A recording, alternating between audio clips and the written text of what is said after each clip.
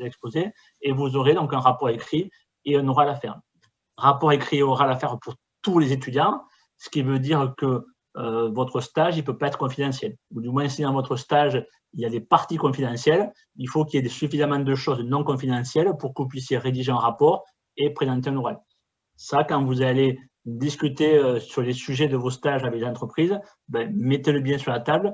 Il n'est pas question que vous ne puissiez pas écrire un rapport ou que vous ne puissiez pas faire un oral sous prétexte que ce que vous avez fait est confidentiel. Donc, généralement, vos missions au niveau exécution, elles sont suffisamment basiques sans que ce soit péjoratif pour qu'il n'y ait pas ce souci-là, mais faites-y attention. Si vous êtes dans des boîtes high-tech ou des startups, ça peut arriver. Donc, précisez-le bien au départ pour qu'il n'y ait pas de malentendu et que vous puissiez derrière faire un rapport et un oral sans souci en deuxième année.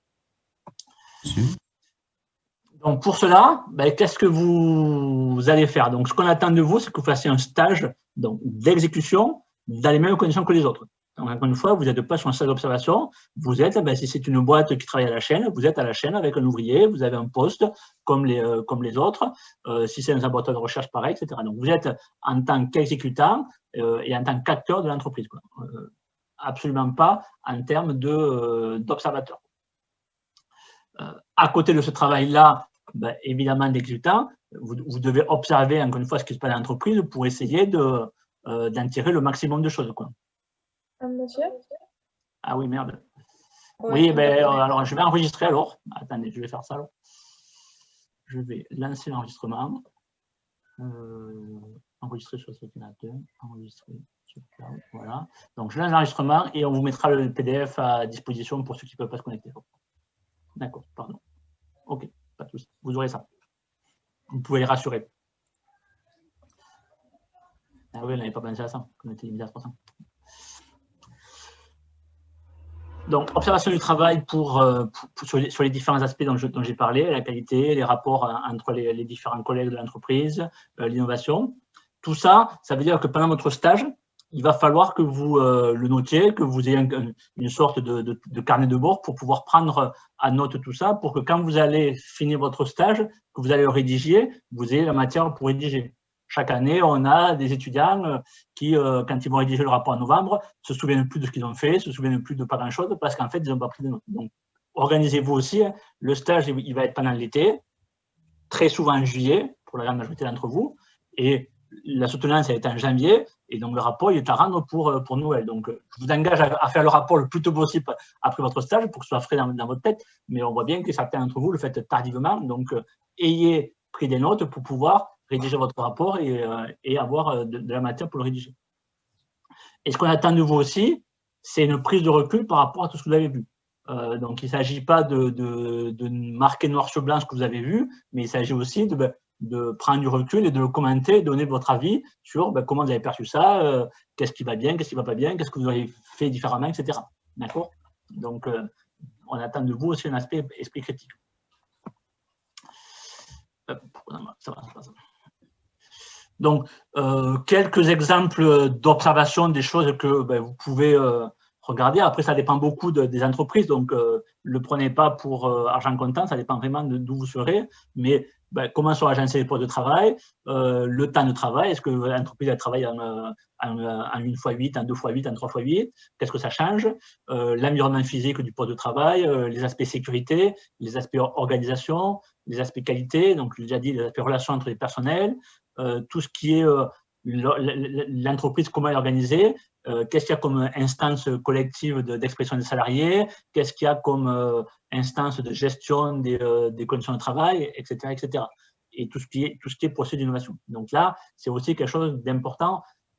Vous allez avoir un poste d'exécutant dans l'entreprise, mais profitez de votre passage à l'entreprise pour être curieux et pour aller voir d'autres secteurs. Ce n'est pas parce que vous êtes, je sais pas moi, ouvrier à la chaîne en production que vous ne pouvez pas, à un moment donné, aller voir ce qui se passe dans le service qualité, aller voir ce qui se passe dans le service marketing, etc. Profitez de ce premier expérience de stage, d'être pendant un mois dans l'entreprise pour essayer de découvrir un maximum de choses dans l'entreprise. Alors, comment choisir votre stage? Donc là aussi, Valérie va y revenir et on vous accompagnera sur tout ce choix-là. Mais quelques règles un peu de jeu. C'est votre premier vraie expérience de travail. le stage de troisième, encore une fois, vous étiez plutôt un observateur donc, et pas un opérateur. Là, vous allez être vraiment un exécutant, donc c'est votre première expérience de travail. Ça sera, pendant quelques années, votre première ligne sur votre CV. Alors, effectivement, quand vous serez ingénieur dans 5 ans, le stage de première année, il ne comptera pas beaucoup. Par contre, quand vous allez chercher votre stage en troisième année, en quatrième année, ben, ce stage-là, ça sera une vraie plus-value. Donc, il est important quand même que vous posiez la question de quel type de stage j'ai envie de faire, où j'ai envie de le faire, etc. Ce n'est pas un stage à choisir à la légère. La simplicité, c'est je vais taper chez mon voisin parce qu'il est, je ne sais pas quoi, il a une petite entreprise, il va me prendre en stage. Bon, ok, si c'est ce que vous voulez faire plus tard, si le stage il correspond à vos envies, ben, banco. Si le stage ne correspond pas à vos envies, ben, peut-être prenez le temps de chercher ailleurs avant de prendre cette solution de facilité-là. On a chaque année des étudiants qui, à la fin, au retour du stage, se disent « Ah, si j'avais su, j'aurais cherché un peu plus parce que le stage que j'ai fait, finalement, il n'était pas terrible. » Donc, il y a du temps. On est le 12 novembre. On a fait la réunion très tôt pour vous laisser le temps de réfléchir à vos envies, à quel type de stage vous avez envie de faire pour vous laisser le temps de le chercher. Donc, vous ne précipitez pas. Prenez le temps, encore une fois, de la réflexion. En particulier, il y a un certain nombre de règles du jeu que l'on vous impose pour pouvoir être en mesure d'avoir des stages d'exécution intéressants et de pouvoir observer tout ce qu'on veut. Pour qu'il y ait des processus d'innovation d'entreprise, pour qu'il y ait des processus de création d'entreprise, etc., il faut qu'il y ait une certaine taille. Donc, on vous demande de faire un stage dans une entreprise qui fait au moins 15 salariés. Si vous avez un stage, une prochaine stage dans une entreprise qui fait moins de 15 salariés, revenez vers nous et on verra si c'est pertinent ou pas d'y aller. Notamment, bon, les startups, forcément, ils font souvent moins de 15 salariés. Donc ça peut être super intéressant pour nous. Et donc là, on dira souvent oui. Mais ne vous engagez pas si elle fait moins de 15 salariés avant que l'on ait validé votre stage. Vous êtes à l'école d'ingénieur. On attend de vous que vous fassiez un stage, entre guillemets, scientifique. C'est-à-dire dans un secteur qui correspond au secteur de découverte, d'embauche de l'INSA. Donc, les stages au McDo, ben, ce n'est pas vraiment ça l'objectif de première année. Les stages dans l'hôtellerie, etc., tout ça, ce n'est pas des stages qui sont dans le scope des stages première année. Pareil, tous les jobs d'été dans l'agriculture, etc., a priori, ça ne rentre pas dans les enjeux du stage première année. On attend de vous que vous soyez dans des entreprises plutôt du secteur primaire et secondaire, éventuellement du secteur tertiaire, mais sur des entreprises qui correspondent au secteur d'emploi des futurs ingénieurs que vous serez. Je mets un petit bémol pour les doubles diplômes Sciences Po, où là, il peut y avoir un peu d'aménagement, puisque là, vous êtes sur un cursus un peu particulier. On en reparlera les Sciences Po tout à l'heure. Les projets humanitaires ne font plus partie des stages de première année. Si vous souhaitez partir en projet humanitaire, ben, vous partez après le stage, mais vous devez faire les deux. Vous pouvez faire votre stage aussi bien en France qu'à l'étranger. Et si vous faites votre stage à l'étranger, c'est exactement les mêmes règles qu'en France en termes de taille d'entreprise, de type de stage, etc. Pour cette année, vu la situation, bon, j'espère bien qu'en l'été prochain, on sera sorti de la Covid et de toutes ces contraintes, mais peut-être qu'il est plus prudent dans l'immédiat de chercher en France que de chercher à l'étranger. Mais bon, personne ne peut dire. OK pour moi, là, tout va bien? Oui. Donc, je redis un stage de 4 semaines minimum que vous allez faire en juillet. Pardon? Tu as une question. N'y a-t-il pas de problème si on est mineur lors du stage? Non, il faut juste que la convention elle soit signée par le représentant légal. Merci, parce que j'avais pas eu la question. Essayez de poser vos questions plutôt à l'oral que par le chat, parce que c'est difficile pour celui qui parle de tout suivre en même temps. Interrompez-moi, ce n'est pas grave. Donc, 4 semaines minimum, plutôt juillet et août. Si possible, en continu, mais là aussi, il y a parfois des stages qui font 2 semaines, plus de 2 semaines, parce que l'entreprise, elle ferme pour cause de vacances, etc. Donc, ça aussi, quand vous avez cette situation-là, ben, revenez vers nous et on gérera avec vous, mais ça, on sait faire. A priori, le stage, vous le démarrez fin juin, une fois que les commissions préparatoires de première année ont lieu. Donc, celles-là, elles ont lieu d'habitude autour du 22, 23, 24 juin. Donc, ça veut dire que vous ne pouvez pas démarrer votre stage avant, on va dire, fin juin. Si vraiment vous avez des… Attention à ces dates, parce que l'an dernier, il y a eu un petit cafouillis. Et donc, la deuxième consigne de l'établissement, ça avait été plutôt de démarrer début juillet. Donc ça sera confirmé pour tout le monde. Cette question de la date, elle a été un peu ambiguë l'an dernier. Donc, la règle du jeu, elle est claire. Vous ne pouvez pas commencer votre stage avant les commissions préparatoires. Les commissions préparatoires, c'est les bilans qu'il va y avoir pour chacun des groupes de première année par rapport à vos notes et par rapport donc à votre bilan scolaire. Donc, c'est les conseils de classe que vous avez connus au lycée. Ces commissions préparatoires, elles ont lieu classiquement 22, 23, 24 juin. Donc, cette année, elles ne sont pas fixées. Donc là, c'est pour ça que je vous disais, il vaut mieux cibler fin juin, début juillet pour les démarrages de stage. Si certains d'entre vous ont des contraintes par rapport à ça, là aussi, vous ne prenez pas de décision avant, vous venez nous voir et on valide au cas par cas s'il y a vraiment des contraintes. Mais s'il n'y a pas de contraintes, a priori, vous ne démarrez pas vos stages avant fin juin, début juillet, une fois que les commissions préparatoires sont passées. Votre présence aux commissions préparatoires est très fortement souhaitée. Monsieur, j'ai une question. Oui, allez-y. Quand est-ce qu'on sait quand les cours sont finis? Quand finissent les cours? Les cours, ils doivent finir vers le 10 juin, quelque chose comme ça. Mais après, justement, vous finissez les cours autour du 10 juin, et après, il y a le temps de correction des copies par les équipes pédagogiques, et donc il y a le jury de classe, donc des commissions préparatoires dans notre jargon, qui ont lieu entre le 20 et le 25 juin. Et sur ces commissions préparatoires-là, vous devez être présent. Donc, si vous êtes en stage, eh bien, souvent, vous ne pouvez pas être présent, et c'est important que vous soyez présent parce qu'à ce moment-là, on fait le bilan de l'année avec vous, et c'est là où la commission, elle prend une décision, passage, redoublement ou exclusion. Donc, c'est important que vous soyez présent pour, entre guillemets, vous défendre s'il y a besoin d'avoir des billes par rapport à votre première année. Donc, partez sur l'idée que votre stage, il démarre début juillet. Si vous partez là-dessus, vous êtes tranquille. J'appuie là-dessus parce qu'il ne faut pas du tout partir du principe que la fin et donc le démarrage possible du stage, c'est la fin des cours. La fin des cours n'est pas la fin de l'année. Et donc, vous êtes censé rester disponible à l'INSA jusqu'effectivement, comme le disait Claude, aux commissions préparatoires, c'est-à-dire fin juin. Donc, moi, je vous conseille fortement de caler plutôt des stages après. Donc, à partir de la première semaine de juillet, effectivement, vous êtes tranquille. Sinon, ça risque de poser des problèmes. L'an dernier, on a eu beaucoup de dérogations. Sylvie s'en souvient aussi. Ça complexifie quand même énormément les choses et vous, ça met des points d'interrogation, donc vous n'avez pas besoin à ce moment-là. Voilà. Donc moi, j'insiste bien sur le fait que l'année n'est pas finie au moment où les cours se finissent. De toute façon, on ne signera pas de convention de stage avant le 1er juillet, sauf si vous êtes venu vers nous et qu'on a donné une dérogation pour des raisons très particulières. Mais si vous arrivez, vous déposez une convention de stage au 15 juin, on ne la signera pas, c'est clair. Donc, si vous devez commencer le 15 juin pour plein de raisons, il peut y avoir des raisons, hein. Là vous venez vers nous, et avec Valérie, on discutera avec vous et on verra un peu comment on peut gérer ça. D'accord ?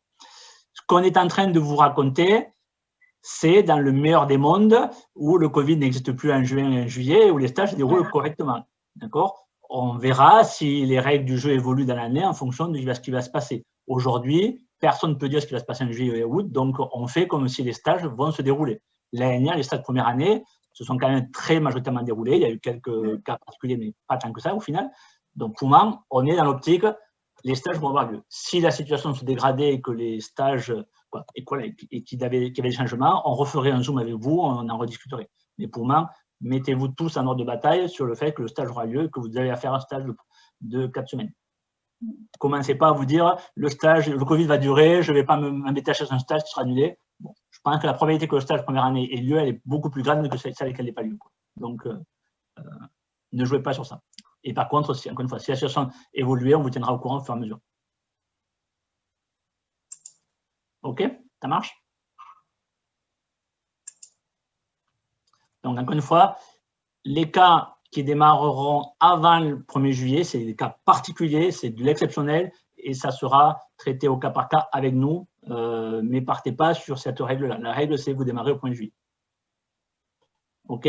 Autre point aussi important, vous allez vous engager dans les stages avec les entreprises avant de connaître les résultats du jury. Alors, j'espère bien que vous serez tous en deuxième année l'année prochaine et qu'il n'y aura aucun souci. Malheureusement, je suppose qu'un certain nombre d'entre vous vont redoubler ou partiront. Ce n'est pas parce que vous redoublez ou ce n'est pas parce que vous êtes exclu. La convention de stage, vous l'avez signée, vous vous êtes engagé et donc vous devez y aller.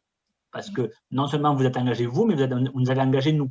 Donc, un étudiant qui fait une convention de stage avec une entreprise, s'engage avec une entreprise qui n'y va pas, ben, c'est 10 ans de stage perdus d'ailleurs pour nous, quoi. Donc, dans les stages, quand vous partez en stage, vous représentez vous, mais aussi l'institution. Et à moindre écart que vous allez faire à l'entreprise, ça va nous revenir. Et quand il y a des gros problématiques, ben, on perd des stages pour plusieurs années, quoi. Donc, ne vous engagez pas à la légère. Et quand vous engagez, vous engagez. Quelle que soit la décision qui sera prise par le jury. Encore une fois, j'espère bien que vous serez tous en deuxième année et que ce cas-là ne se présentera pas. Mais malheureusement, chaque année, on a quelques cas. D'accord? Alors, quand vous partez en stage, ben, vous devez partir dans un cadre juridique clair et net. Vous ne rentrez pas dans une entreprise, vous ne rentrez pas dans un laboratoire de recherche, comme ça, les mains dans les poches, en touriste. Donc, vous ne pouvez être dans l'entreprise que sur 2 cas de figure, soit en convention de stage, donc l'INSA signe avec l'entreprise et avec vous une convention de stage, soit vous avez signé avec l'entreprise un contrat de travail. Donc, pour nous, si le contrat de travail valide ce que j'ai dit en amont, c'est un stage d'exécution dans une entreprise de plus de 15 salariés sur un sujet scientifique, etc., on accepte sans trop de soucis des CDD, des intérims. Ça, c'est pas impossible pour nous. Mais pour que vous soyez entreprise, c'est ou convention de stage ou contrat. Si vous signez un contrat, ben, avant de signer le contrat, pareil, il faut que vous nous fassiez passer le contenu du contrat au service des stages pour qu'on valide que le contenu que vous allez faire correspond bien aux contraintes pédagogiques du stage première année. D'accord? C'est pas parce que vous avez un contrat de je vais cueillir des pêches pendant 1 mois à Perpignan que ça rentre dans un stage première année. D'accord? Donc, si vous avez ce contrat-là, ben, vous le faites après, mais à côté, il faut faire le stage. Par contre, vous pouvez très bien, si vous êtes embauché comme manœuvre sur un chantier de génie civil, ben, ça, c'est typiquement un stage première année. Donc là, pas de souci, si vous avez un contrat comme ça, on le prendra comme un stage. L'intérêt du contrat, c'est que souvent, quand vous avez un contrat, vous êtes payé. Un stage, parfois c'est le cas, mais ce n'est pas tout le temps le cas. Mais pareil, ne vous engagez pas sur un contrat sans qu'on ait validé le contenu. Parce que sinon, vous allez avoir un contrat, vous allez faire votre contrat, et d'ailleurs, on ne validera pas votre stage. Ce côté juridique, il est super important. Vous ne pouvez pas mettre un doigt de pied dans l'entreprise si le contrat ou sur la convention de stage n'est pas signé. Donc, ça veut dire… Allez-y, il y a une question, je crois. Je vous entends très mal, je ne vous entends pas. J'aurais une question. Oui, allez-y. Si on est réserviste, est-ce que ça marche pour le stage pendant l'été ou pas? Ça dépend ce que vous faites comme mission. On a déjà accepté des stages comme ça, 1 ou 2. Il faut voir vos missions. Donc ça, il faudra venir vers nous et on en discutera en détail pour voir les missions. Mais ça peut. D'accord. On l'a déjà fait. Pour répondre à Johan, les entreprises, elles sont toutes en marche en ordre de marche sur les entreprises qui nous concernent industrielles. Donc les stages, elles ont des stages. Alors, on a reçu des tonnes d'offres de stages pour les 4e années, pour les 5e années. Donc moi, je ne suis pas inquiet sur les stages première année, vous en trouverez, quoi. Donc aujourd'hui, les entreprises, elles ne se projettent pas sur une fermeture des entreprises. Il y a le problème des petits commerces, c'est autre chose, mais sur les entreprises qui nous concernent, elles fonctionnent toutes. Elles sont toutes avec des protocoles sanitaires renforcés, évidemment, mais elles fonctionnent et les stages, dès la 5e année, on commence à remplir des conventions, etc. Donc, ne vous inquiétez pas, il y aura ça. J'insiste là-dessus, hein, hormis les stages des 3e en collège, qui eux sont sur la sellette, mais sur le reste, moi, sur les entreprises avec lesquelles je suis en contact, les stagiaires et les alternants aussi, enfin toute cette activité, la plupart continuent à accueillir, à de très rares exceptions près, vraiment des entreprises qui seront en difficulté, mais l'immense majorité, ils sont dans une logique d'activité. Hein. Là, pour moi, voilà, ne vous inquiétez pas. Il n'y a pas de raison qu'une fois que les stages de première année, ils passent à la retraite. Donc, je redis, pas le droit de mettre un doigt de pied dans une entreprise si vous n'avez pas signé la convention de stage, si vous n'avez pas signé le contrat. Ce qui veut dire que ne faut pas vous pointer au service des stages le vendredi soir à 17 h pour un stage qui commence le lundi matin à 8 h. Si vous faites ça, vous avez peu de chances que votre convention soit signée, quoi. D'accord? Donc, ça veut dire qu'il faut que vous anticipiez et que vos démarches administratives, notamment de convention de stage ou de contrat, elles soient 15 jours, 3 semaines facilement en amont du démarrage de votre stage. Sinon, ça ne passera jamais, quoi. Et encore une fois, si vous n'avez pas la convention de stage, que vous démarrez votre stage, si vous vous blessez, ben, c'est pour votre pomme. Vous êtes responsable. L'entreprise, elle ne le sera pas et nous non plus. La convention de stage, elle est là pour vous couvrir en cas d'accident de travail, etc. etc. Donc, ce n'est pas fait pour vous embêter, hein, c'est fait pour vous protéger et pour que s'il y a des accidents, alors heureusement, il en arrive très, très rarement, mais c'est toujours pareil, quand il n'y a pas de convention de stage, c'est là où ça arrive. Donc, elle est là pour vous protéger, pour faire en sorte que dans votre séjour dans l'entreprise, ben, tout se passe bien et que s'il y a un pépin, ben, vous soyez couvert. OK? Alors, conversation. Donc, je pense qu'après, c'est Sylvie, c'est toi. OK. Alors, bonjour, Sylvie Saint-Pie. Je travaille au service scolarité et vie étudiante et c'est moi qui vais vous valider les demandes de stage. Donc, dès que vous aurez trouvé un stage, il faudra que vous déposiez une demande de convention sur l'application convention de stage. Vous avez le lien affiché. Donc, vous faites la demande de convention. Ensuite, je vais valider la partie juridique où je contrôlerai les jours de présence, toute cette partie-là. Puis la partie pédagogique, voir si le sujet est conforme ou pas. Ensuite, vous pourrez, une fois que l'acceptation pédagogique sera faite, vous pourrez télécharger la convention de stage. Voilà. Et ensuite, la signer et l'envoyer à l'entreprise. Une fois que vous avez que l'entreprise vous a retourné la convention de stage signée, vous pouvez la déposer sur l'application. Comme ça, vous aurez toutes vos conventions de stage sur l'application de stage pendant tout votre cursus. Vous aurez toutes vos conventions de stage. Et là, vous pouvez partir en stage tranquillement.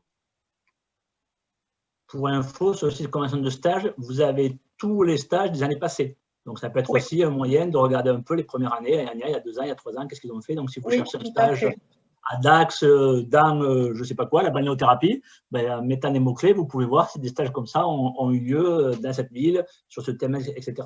Donc, ça vous permet aussi de voir un peu le type de stages qui ont eu lieu ou dans quelle entreprise et vous faire un peu une idée.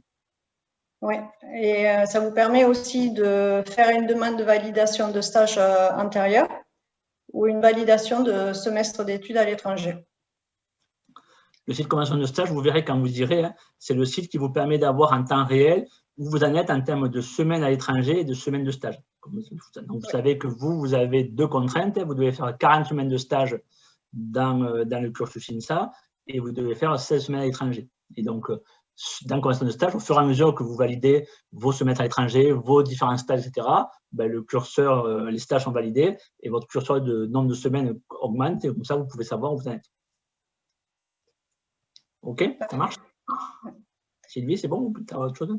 Oui, après, ils peuvent trouver des offres de stage sur la plateforme JobTaser où ils peuvent trouver quelques offres de stage. Il n'y en a pas beaucoup pour les premières années, mais ils peuvent en trouver quelques-unes. Après, la plupart, ils recherchent sur les années précédentes, comme tu as dit tout à l'heure, Claude, tous les stages qui ont été effectués.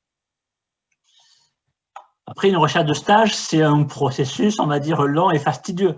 Donc, alors, j'espère que vous avez de la chance, mais il y a peu de probabilité que vous envoyez deux lettres et que vous en ayez une qui vous accepte, quoi. Pour avoir un stage, eh ben, il faut l'envoyer quelques dizaines, voire parfois plus. Donc, ne vous découragez pas et voilà, envoyez, faites de la candidature spontanée et surtout, ne vous dites pas, j'en envoie 10 et ils ne m'ont pas répondu, ça ne va pas, quoi. Non, sinon, il faut en envoyer quelques dizaines avant d'avoir une réponse positive, quoi. Dernier point, après je laisse la parole à Valérie. Quand vous êtes en stage pendant l'été, vous êtes toujours étudiant à INSA. Donc, on est toujours là pour vous. Et le stage, ce n'est pas un Koh-Lanta, quoi. On ne vous envoie pas à l'entreprise et on ne regarde pas en septembre qui revient et avec dans quelles conditions, quoi. Au moins de soucis, s'il y a des choses qui vous paraissent bizarres dans l'entreprise, où vous dites ben, le comportement n'est pas normal ou je ne comprends pas bien, revenez vers nous. Il y a une adresse qui sera toujours valable tout l'été, il y aura toujours quelqu'un derrière pour répondre. N'hésitez pas, on est là pour vous accompagner et on est là pour régler des problèmes s'il y en a. Encore une fois, ça arrive très rarement, mais ça arrive. Et donc, il vaut mieux que vous nous contactiez pour un truc qui n'est pas grave et qu'on vous dise ben non, c'est normal, ne vous inquiétez pas, que vous ne contactiez pas et qu'on découvre à la sortie que vous étiez en situation de harcèlement ou je ne sais pas quoi. Ça a malheureusement arrivé et qu'on le découvre après, quoi. Donc, encore une fois, vous partez en stage, vous êtes toujours étudiant INSA et on est toujours là, derrière nous, pour vous accompagner, y compris tout l'été, y compris au mois d'août, etc. Donc, cette adresse-là, on vous la renverra fin juillet quand l'INSA fermera, mais n'hésitez pas à nous solliciter si vous avez le moindre souci ou la moindre inquiétude d'une situation qui ne me paraît pas normale ou je ne comprends pas, ben, écrivez-nous, on vous dira c'est bien, c'est pas bien. D'accord? Valérie. Alors, vous avez fait connaissance avec Sylvie Sompi, qui est le volet administratif, validation des demandes de stage, validation des conventions.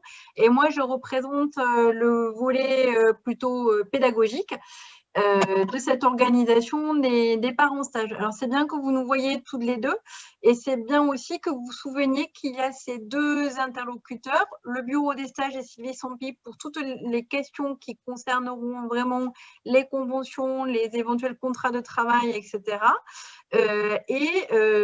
Moi, de mon côté, pour plutôt la définition du stage, le contenu. Donc, ça, si vous identifiez bien les deux côtés, moi, je suis enseignante au CSH et Sylvie Sompi, elle est à l'administration, donc au bureau des stages. C'est les deux aspects. Ne posez pas de questions pédagogiques à Sylvie et ne me posez pas spécialement de questions ultra techniques sur les validations de conventions. On communique entre nous, on collabore, mais on représente chacune les deux côtés. Alors, moi, j'accompagne ça et je vous présente un peu le calendrier pour vous dire aussi que dans tout ce qui vous a été présenté, cette démarche de recherche de stage, vous ne serez pas complètement seul. Vous avez un certain nombre de points d'appui, un certain nombre de ressources. Alors d'abord, vous aurez le diaporama d'aujourd'hui, peut-être l'enregistrement de la présentation. Sachez aussi que vous allez avoir à partir de fin janvier, donc c'est donc pas si longtemps, un cours de second semestre qui est un cours d'expression première année. Dans ce cours d'expression première année, il n'est pas consacré à ça, mais on prend du temps pour vous accompagner dans cette démarche de recherche de stage de façon très concrète à travers un TD, une séance qui sera donc tout début février, pas plus tard, une séance qui sera consacrée à revoir ensemble votre CV et votre lettre de motivation. Donc, ça complète ce que disait Claude tout à l'heure. C'est pas la peine de forcément, si vous avez des pistes, vous pouvez, mais c'est pas la peine forcément de vous précipiter maintenant pour faire les candidatures. Un bon moment pour les candidatures, ça peut être justement le mois de février. Par contre, dans l'intervalle maintenant, ce que vous devriez, ce que vous pouvez faire, c'est commencer, comme on vous l'a indiqué, à prospecter, à voir quelles entreprises pourraient correspondre aux critères, à établir des listes, éventuellement à prendre des premiers contacts avec des gens dans ces entreprises, si vous connaissez des gens, etc. Donc, vous pouvez commencer à préparer. Mais pour ces candidatures, on sera là, toute l'équipe d'expression, pour vous donner des conseils et vous accompagner là-dessus et surtout pour vous donner un petit regard sur la forme de vos candidatures, en particulier sur vos CV. La deuxième ressource qui est à votre disposition, et celle-là, vous pouvez aller y voir dès maintenant, c'est Moodle. Sur Moodle, vous avez une rubrique stage qui est décorrélée de la rubrique première année. Elle est complètement à part, elle n'est pas dans CSH, dans première année, elle est complètement à la fin du menu. Cette rubrique stage, maintenant, c'est nouveau, elle est découpée en 3 sous-rubriques. Il y en a une, c'est vraiment stage première année. C'est ouvert à tout le monde. Là, moi, je vous invite à vous y reporter dès maintenant. On a mis un maximum d'informations. Moi, je voudrais cette année qu'avant d'envoyer des mails dans tous les sens, etc., tout le monde ait déjà regardé les informations qu'on a mises à votre disposition Il y a des choses justement qui rappellent la procédure pour la validation, la procédure pour remplir une convention de stage, les critères pour demander les stages. Vous avez aussi des choses intéressantes. Par exemple, ça peut doubler la plateforme convention de stage, mais il y a un document avec des exemples de stages des années précédentes. Et parfois, quand vous posez des questions sur qu'est-ce qui peut entrer ou non dans cette définition de stage d'exécution, bah là, vous avez des exemples de fonctions, de missions ou d'entreprises. Ça peut ouvrir un peu des perspectives et vous permettre d'envisager un spectre assez large de choix. Il y a des étudiants qui sont un peu fixés sur la grande entreprise connue, c'est je veux travailler chez Airbus, je veux travailler chez Michelin, etc. Il y a plein d'autres possibilités qui rentrent dans le spectre de ces stages de formation de type industriel tel qu'on vous les demande. Donc, n'hésitez pas à aller voir ces exemples, ça peut toujours servir. Vous avez aussi autre chose qui peut être intéressant, c'est des témoignages, alors ça c'est pour la motivation, des témoignages d'étudiants d'années précédentes sur leur démarche de recherche de stage. Et ça rebondit sur ce que disait Claude pour finir. Une recherche de stage, c'est tout un processus. C'est pas un claquement de doigts, c'est pas forcément par le biais de ses connaissances.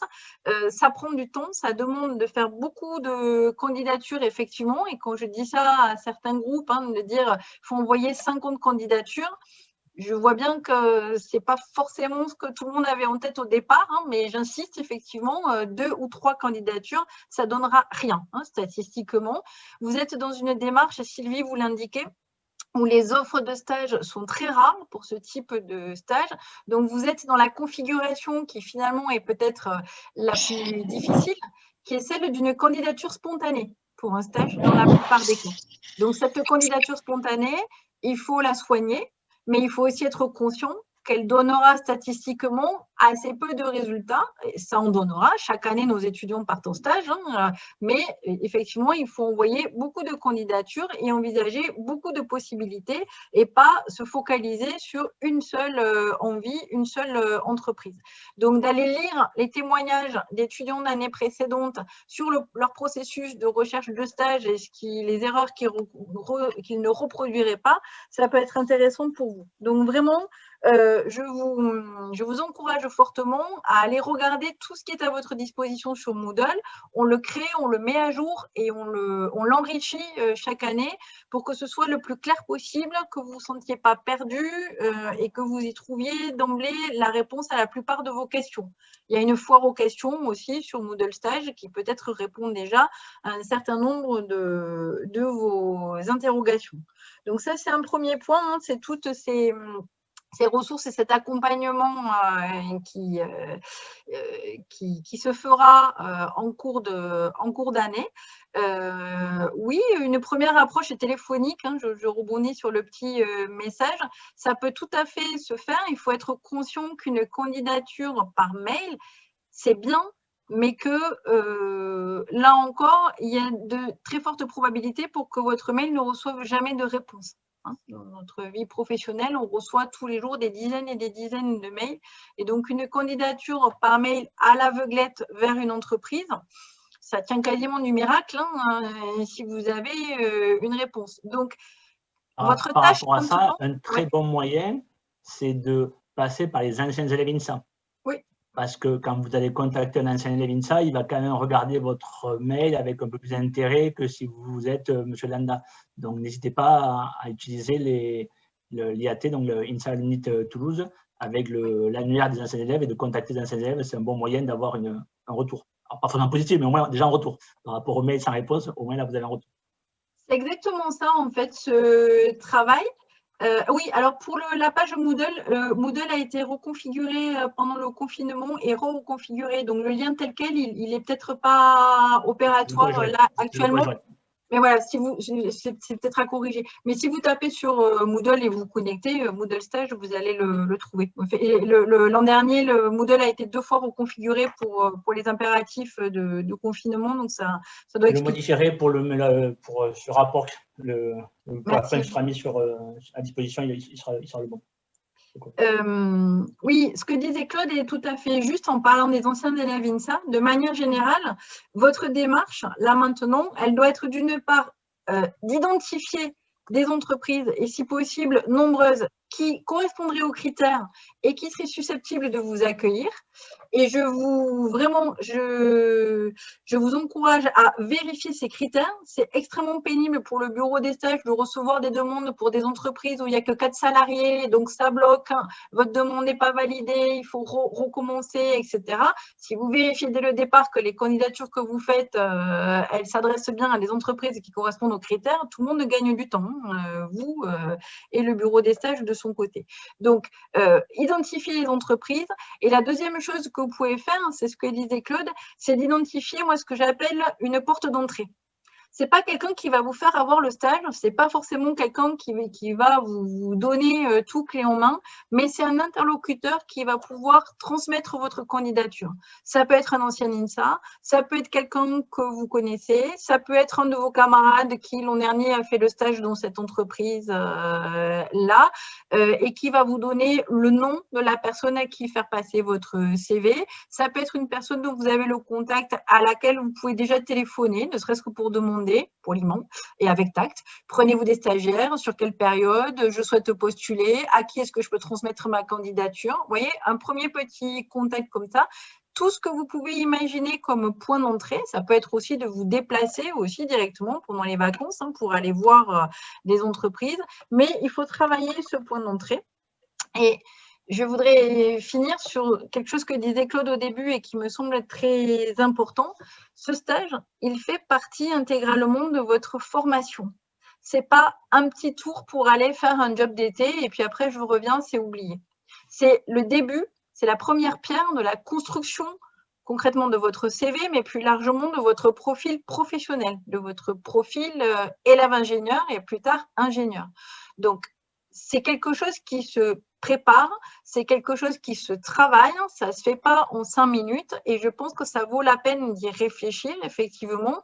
Claude vous l'a dit tout à l'heure, de ne pas choisir directement la facilité, mais d'essayer d'une part de se donner le plus de chances possible d'aller en entreprise, mais aussi là-dedans de chercher, de cibler, de vous donner les moyens de faire des stages vraiment intéressants.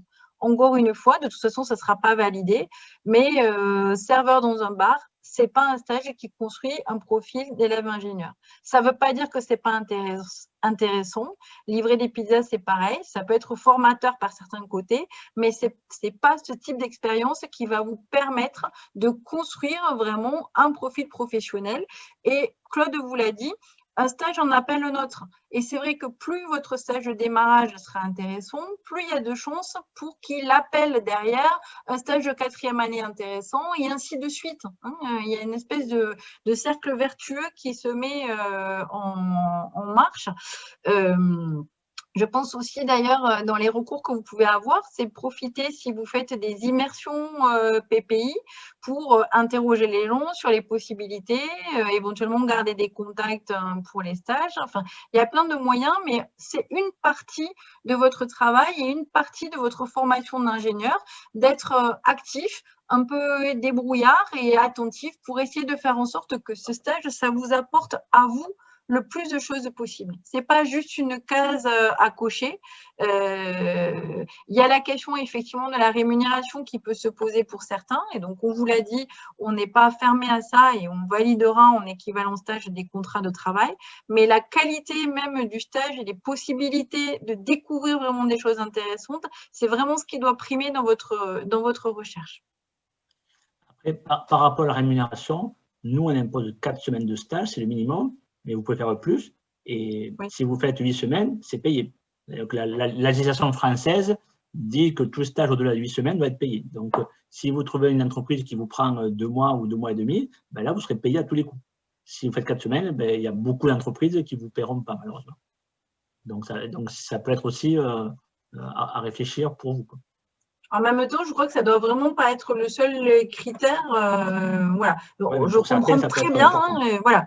C'est utile et c'est important pour certains d'entre vous, mais il faut réfléchir. Et comme on vous l'a dit, de vraiment bien vérifier en amont que ce type d'activité va bien pouvoir être validé par l'INSA, qui ne validera pas tout et n'importe quoi. Il y aura une sélection et une validation donc faite au premier plan par Sylvie Sampi qui écartera les propositions qui ne conviennent pas du tout. Oui, l'alimentaire est bien… alors, ça dépend ce que c'est alimentaire. Si c'est vendre dans une épicerie, non. Si c'est fabriquer du chocolat chez Lindt ou ailleurs, oui. Oui, chez Lindt, on a plein de stages sympas des années précédentes. C'est un très bon plan. L'agroalimentaire, le secteur agroalimentaire en tant que secteur industriel, oui. Le secteur agroalimentaire, ça s'y prête bien d'ailleurs, et moi j'encourage souvent les étudiants à chercher, pas que là, hein, mais à en chercher aussi dans ce secteur, parce qu'il y a une activité de production, de fabrication qui emploie ce type d'emploi non qualifié, on va dire, qui se prête bien à ce type de stage. Et par ailleurs, c'est des chaînes de production continue, et donc c'est des secteurs où très souvent ils prennent des CDD pendant l'été pour compléter pendant les congés des salariés. Et donc, ça s'y prête bien. Une entreprise agricole, moins sûre, à voir. Il faut vraiment qu'elle ait une grande… Ça dépend. Si dans l'entreprise agricole, vous vous occupez du méthaniseur, oui. Si c'est pour rentrer le foin, non. Ça dépend de votre mission. Est-ce que vous avez des questions? Oui. N'hésitez pas, c'est le moment. Est-ce qu'un cabinet d'architecture, enfin avec les travaux qu'il réalise et tout, c'est une entreprise ou pas? Oui, mais ça dépend de ce que vous pouvez y faire. Un cabinet d'architecture, le problème, c'est que avec zéro qualification en tant que débutant comme vous l'êtes, il faut qu'ils aient une activité à vous proposer. Si c'est juste pour regarder les archis, il y a deux critères sur un cabinet d'archi. Attention au nombre de salariés. Alors, il y a des grands cabinets d'archi avec 20 architectes, donc là, ça peut fonctionner, mais si c'est trop petit, ça ne passera pas. Et deuxièmement, il faut qu'on vous garantisse, et pas que pour ça, pour tous les uns et les autres, il faut qu'on vous garantisse que vous pourrez avoir une activité concrète à plein temps pendant les 4 semaines. Et donc ça dépend du domaine et de l'heure d'activité. Est-ce que vous êtes suffisamment apte à faire réellement des choses? Ça, c'est à discuter et à voir. C'est pour ça que justement… Il faut être vigilant, mais on a déjà eu des stages de cabinet d'archi et ça peut marcher. Mais effectivement, il faut être vigilant que vous n'allez pas faire les photocopies. Parce que ça c'est pas pour nous. D'accord. Oui, une licence industrielle, oui. Typiquement, ça, oui. Si ce que vous faites en première année en TI sur tout ce qui est dessin industriel, etc., c'est ça que vous faites en cabinet d'archi pendant un mois, ça rentre dans les stages de première année. Il faut s'assurer que c'est ça que vous allez faire pendant un mois. Encore une fois, si vous faites ça pendant une semaine et qu'après vous faites des photocopies, ça ne correspond pas à ce qu'on attend. Donc, il faut vraiment bien discuter avec les entreprises avec qui vous allez être en contact pour s'assurer que le contenu correspond. Après, si vous avez des doutes, revenez vers Valérie, revenez vers moi, on vous dira si ça correspond ou pas à nos attentes. Mais ça demande effectivement déjà une discussion et c'est pour ça que je vous engageais à vous approcher déjà de plusieurs entreprises, déjà pour voir ce qu'on vous propose, ce que vous pouvez faire. Peut-être l'entreprise, elle vous plaît beaucoup, mais finalement, ce qu'on vous proposera dedans ne sera pas très engageant. Inversement, une entreprise qui ne vous tentait pas forcément a priori, la proposition de stage, elle peut vraiment être intéressante. Donc, si vous pouvez autant que possible justement en discuter, ça serait bien. Le nombre minimal de 15 employés, c'est parce que l'entreprise pour qui un certain nombre de conseils, par exemple le CHSCT, dans le conseil hygiène et sécurité, c'est une taille minimale d'employés. Il y a un certain nombre de choses comme ça. Donc, si vous avez une start-up, il n'y aura pas de tous ces comités de consultation et de discussion dans l'entreprise. Donc ça, c'est pour ça qu'on met les 15 salariés. Encore une fois, après les startups, c'est un cas particulier, donc les stages en startup, on accepte. La marine, réserviste, on a déjà eu. Encore une fois, il faut voir ce que vous allez faire. Si vous faites pendant un mois planton devant une école ou je ne sais pas où, ça ne sera pas pour nous, quoi. Mais si vous avez dans votre mission de réserviste un aspect un peu technique, on a déjà validé, quoi. Norvège, oui, vous pouvez faire votre stage où vous voulez. Pour les stages à l'étranger, par contre, vous faites attention là aussi, la notion de stage et de stage formatif telle qu'on la comprend en France, elle n'est pas forcément culturellement exactement identique dans tous les pays. Il y a beaucoup de pays anglo-saxons, par exemple, ils ont plus la culture du petit job d'étudiant. Donc là encore, il faudra bien définir pour vérifier que ça marche. Mais on a déjà eu au moins un étudiant qui a fait son stage en Norvège par le passé et ça s'était bien passé. C'était un stage ouvrier dans une entreprise de traitement du saumon. Le modèle stage, vous aurez, on a rédigé une feuille d'une page en disant ce que c'est le stage première année, ce qu'on attend du stage première année. Donc, vous aurez ce document-là, ça pourra vous aider si l'entreprise a besoin de savoir un peu plus concrètement ce qu'on attend de vous, quoi. Il y a une lettre d'introduction effectivement au stage que je vous envoie et qui constitue une sorte d'accompagnement que vous pouvez présenter à l'entreprise. Toutes les entreprises ne connaissent pas l'INSA, toutes les entreprises n'ont pas déjà eu des stagiaires avant, donc ça peut être intéressant d'expliquer de façon un peu officielle quels sont les objectifs de ce stage et dans quel cadre vous arrivez avec votre candidature. Vous ne surgissez pas de nulle part. Pensez que pour les entreprises, ce n'est pas forcément une évidence. Cabinet de consultant, ça me paraît chaud. Il faudrait voir la mission qu'ils vous proposeront, mais en première année, j'ai un peu de mal à voir qu'est-ce qu'ils pourraient vous proposer comme mission en première année. Moi aussi. Mais bon, après, voilà. A priori, je dirais non, mais à voir un peu les missions. S'ils ont une mission qui correspond en première année, pourquoi pas, mais ça me paraît bizarre.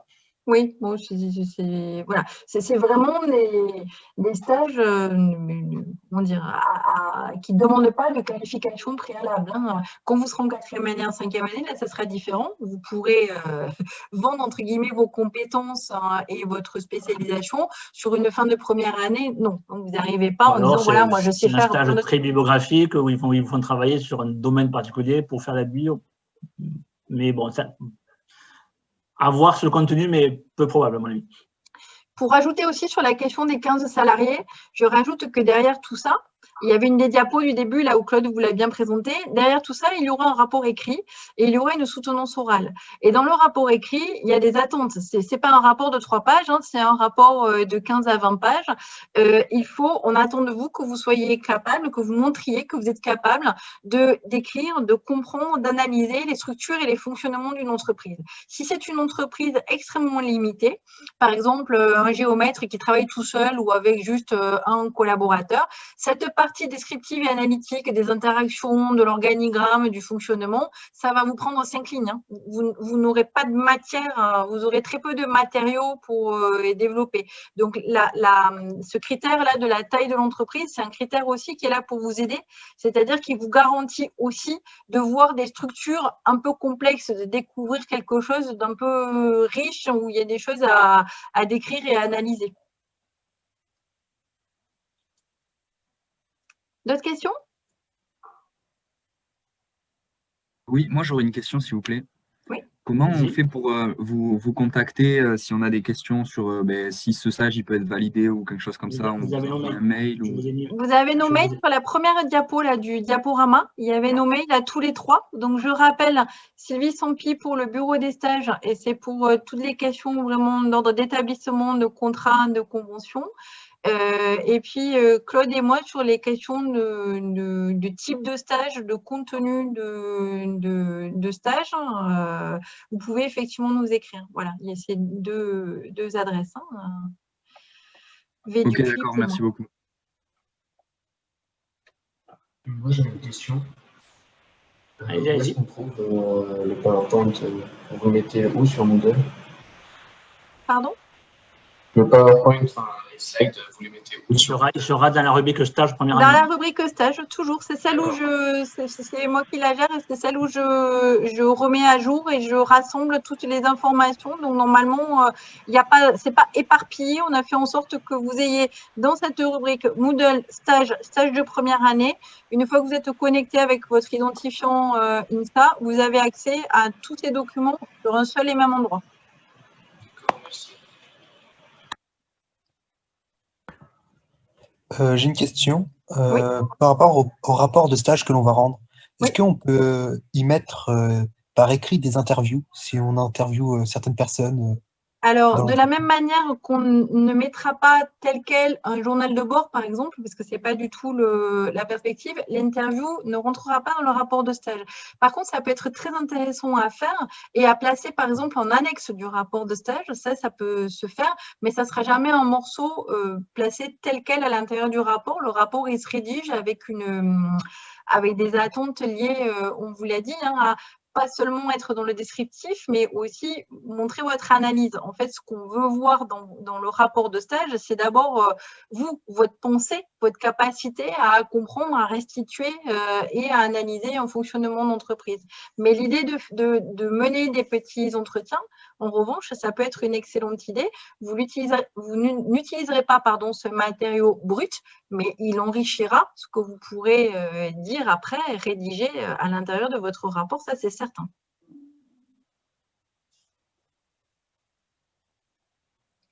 Ouais, le rapport de stage que vous allez rédiger, souvent l'entreprise voudra le lire et le valider parce que l'entreprise, elle veut maîtriser un peu ce qui sort de l'entreprise. Donc là aussi, quand vous allez le rédigez pas la veille de le rendre parce que vous risquez d'avoir du délai pour que l'entreprise le lise, etc. Même si en première année, il y a moins d'enjeux que sur les stages 4e et 5e année, mais quand même, anticipez-le. Souvent, vous pouvez avoir 10 jours, 15 jours de délai pour que l'entreprise le lise.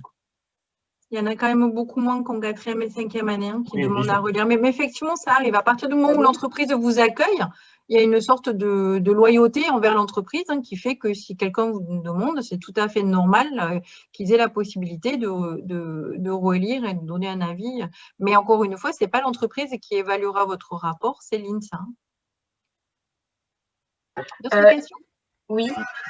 Pour avoir la clé de stage, la clé d'inscription pour aller sur Moodle. Il n'y a pas de clé d'inscription. C'est votre identifiant et votre adresse mail INSA et votre mot de passe INSA. Quand je vais sur Moodle, sur le truc PPI, il me demande une clé d'inscription. Pas PPI, là, c'est pas PPI, c'est stage. D'accord. Vous n'êtes pas au bon endroit. Là, vous êtes sur le PPI. Il faut le stage. Merci. Non, il n'y a pas de clé d'inscription de manière justement à ce que ça soit accessible pour tout le monde. Tous les premières années y ont accès, mais également les deuxièmes années, puisqu'ils sont en phase de rédaction. Là, en ce moment, ils sont en fin de rédaction. Ils vont rendre leur rapport tout début décembre. Et donc, la page de Moodle, elle est accessible pour tout le monde sans clé d'accès. Et pour les journées d'immersion, il y a besoin d'une convention de stage ou pas? Oui. Vous ne pouvez pas être à l'entreprise si vous n'avez pas une convention de stage. Donc, sur convention de stage, vous avez aussi les conventions pour PPI. Sylvie va peut-être répondre parce que c'est un peu… Après, ce n'est pas une obligation. Si l'entreprise demande une convention, parce qu'une journée d'immersion, ce n'est pas un stage, c'est juste une journée d'immersion. La convention, elle n'est pas obligatoire. Mais après, là, il y a des entreprises qui demandent d'avoir une convention. Donc, ça, vous pouvez faire une demande de convention via l'application convention de stage. Sinon, vous avez, il me semble, une attestation, non, Valérie, que propose… Alors, je ne sais pas, puisque ça, c'est le PPI, en fait. L'immersion, ça c'est l'attestation. Il y a deux choses. Il y a la convention de stage pour aller à l'entreprise. Donc, effectivement, elle n'est pas obligatoire, mais quand même beaucoup d'entreprises la demandent. Et moi, je vous conseille de la faire parce que vous n'allez pas être dans une entreprise et que si un pépin, ça vous tombera sur la figure. Donc, à mon avis, faites-la. Et ensuite… quand vous avez fait votre journée d'immersion, vous devez faire remplir par l'entreprise une attestation pour faire valider par le PPI que vous avez bien fait votre immersion. On a mis des petites fiches sur justement, elle est nouvelle celle-là, mais on a fait un petit tableau, Sylvie et moi, là, à la rentrée, sur justement les différentes étapes, que ce soit pour l'immersion ou pour le stage, toujours pour vous rappeler que dans tous les cas de figure, vous devez avoir un statut officiel. Ah, je veux jouer Luciane. Que vous êtes salarié. Coupez vos micros quand vous ne parlez pas, s'il vous plaît.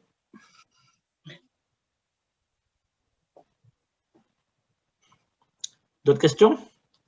Oui, moi j'ai un peu de mal à cerner le type de travail que vous voulez qu'on fasse parce que d'un côté, on ne peut pas chercher un truc qualifié vu qu'on n'a aucune qualification.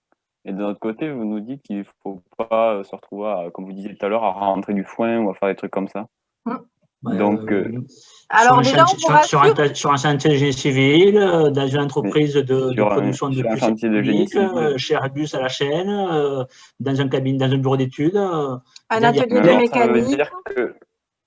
Ça veut dire que, par exemple, sur un chantier de génie civil, c'est validé de monter des parpaings ou de carotter une dalle? Oui. Oui, bien sûr. D'accord. Oui, oui. C'est un stage, typiquement, c'est un stage ouvrier. Donc oui. Ça, c'est un vrai stage ouvrier dans toute sa splendeur. Très bien, je vais chercher ça alors. Merci. Regardez justement les exemples de stages qui sont sur Moodle. Je pense que les exemples concrets, ça va vous aider à cerner justement ce type de demande. Et vous avez raison de poser la question parce que c'est souvent ça qui est difficile au départ en première année, c'est de bien cerner le type de travail qu'on pourrait faire. Mais je vous rassure, on a toute la promo qui part en stage chaque année depuis très longtemps. Donc, ça existe, ce type de stage, il n'y a pas de problème. Mais effectivement, il faut juste un peu trier. Ce n'est pas la même chose que petit job. OK ? Pour les questions sur le PPI, il faut que vous contactiez le PPI. Aucun de nous trois ne sommes… Oui, alors si, ça je parlais point. Les journées d'immersion sont obligatoires. Ça fait partie des contraintes. Vous devez faire deux demi-journées d'immersion dans le cadre du PPI. Et c'est bien d'ailleurs. Ça, le PPI va vous en parler dans les prochaines séances. Mais oui, vous devez faire 2 demi-journées. Mais c'est sur l'année, donc il y a le temps. Oui.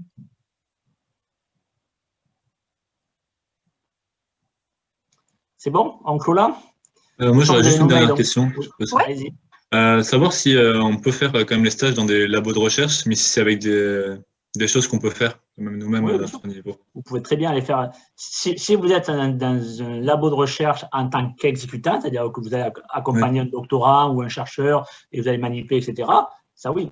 Si vous êtes dans un labo de recherche à votre bureau à faire des photocopies, non. Donc, chaque année, on a des étudiants qui sont au CNRS, à l'INRA, dans des labos publics d'ailleurs ou privés, peu importe. Donc oui, pas de souci.